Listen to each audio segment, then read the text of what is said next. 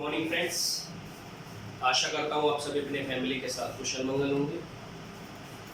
Last class में हमने accounting में सैक्रिफाइसिंग रेशियो कैसे कैलकुलेट करते हैं, गेनिंग रेशियो कैसे कैलकुलेट करते हैं और न्यू प्रॉफिट शेयरिंग रेशियो कैसे कैलकुलेट करते हैं, ये सारी चीज़ें फाइंड आउट की थी।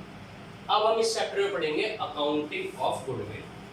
मतलब गुडविल कैसे कैलकुलेट होती है वो तो आपने लास्ट चैप्टर में पढ़ लिया है, लेकिन अब उस गुडविल का मैंने आपको बताया था आगे हर चैप्टर में यूज होगा।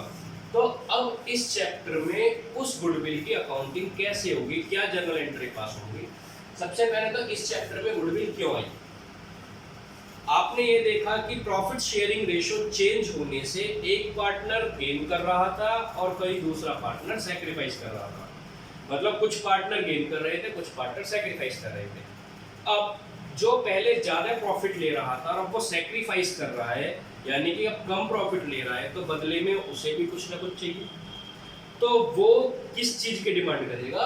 गुडविल की। यानी सैक्रिफाइसिंग पार्टनर को गुडविल मिलेगी, गुडविल के पैसे मिलेंगे, प्रीमियम फॉर गुडविल मिलेगी। जबकि गेनिंग पार्टनर जो पहले कम अर्न कर रहा था और अब ज्यादा अर्न कर रहा है, तो उसको जो है पेमेंट करनी पड़ेगी किस चीज की? गुडविल की।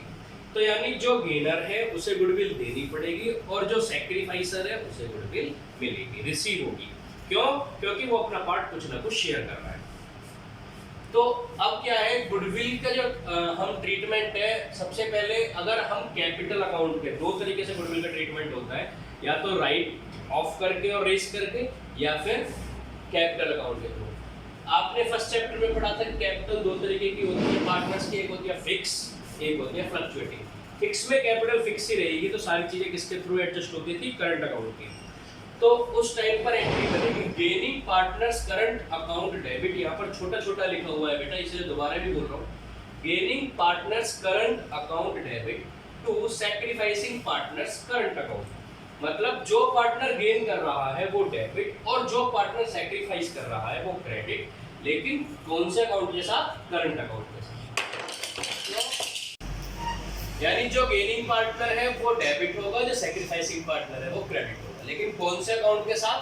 यदि कैपिटल फिक्स है तो करंट अकाउंट के साथ। यहाँ पर भी यदि फ्लक्चुएटिंग है तब भी गेनिंग पार्टनर डेबिट होगा, सैक्रिफाइसिंग पार्टनर क्रेडिट होगा। लेकिन करंट की जगह पर यहाँ पर क्या आएगा? Capital account. क्यों?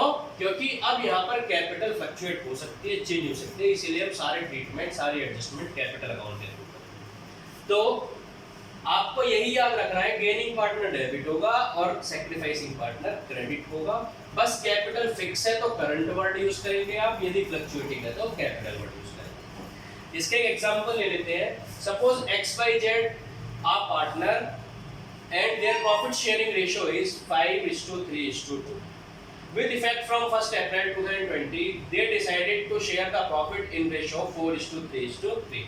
Means 5:3:2 is the old ratio and 4:3:3 is the new ratio. So first of all you have to calculate who is sacrificer or who is gainer, who is gaining partner and who is sacrificing partner. You know sacrificing ratio is calculated by old ratio minus new ratio. So X old ratio is 5/10, new ratio is 4/10, then sacrificing ratio is 1/10. यानी X जो sacrifice कर रहा है वो कितना कर रहा है? 1/10. Y ओल्ड रेशियो भी 3/10 है और न्यू रेशियो भी 3/10 है, यानी Y ना तो सैक्रिफाइस कर रहा है ना ही गेन कर रहा है। Z old ratio 2/10, new ratio 3/10। Means जब मैंने बताया था ये माइनस में आ जाए तो आपको क्या करना है? समझ जाना है कि ये जो है गेनिंग पार्टनर है। अब यदि कैपिटल फिक्स है, मैंने बताया फिक्स कैपिटल है, तो कौन सी एंट्री बनेगी? ये, यानी gaining partners current account debit to sacrificing partners current account. यहाँ पर गेनिंग पार्टनर कौन सा है? Z। तो एंट्री क्या बनेगी बेटा? Z's current account debit to sacrificing कौन कौन है? केवल X करंट अकाउंट। अमाउंट कितनी आएगी बेटा? फर्म की गुडविल है 1 लाख। X ने कितना पार्ट सैक्रिफाइस किया है? 1/10। मींस 1 लाख का 1/10 आप कैलकुलेट करेंगे, जो आएगा 10,000। तो यानी अमाउंट आएगी बेटा 10,000। Z ने भी 1/10 ही गेन किया, एक्स ने भी 1/10 ही सैक्रिफाइस किया है, तो आपकी ये सपोज यहाँ पर फिक्स कैपिटल नहीं होती, फ्लक्चुएटिंग कैपिटल होती, तो आप क्या करते, आप यहाँ पर करंट वर्ड की जगह पर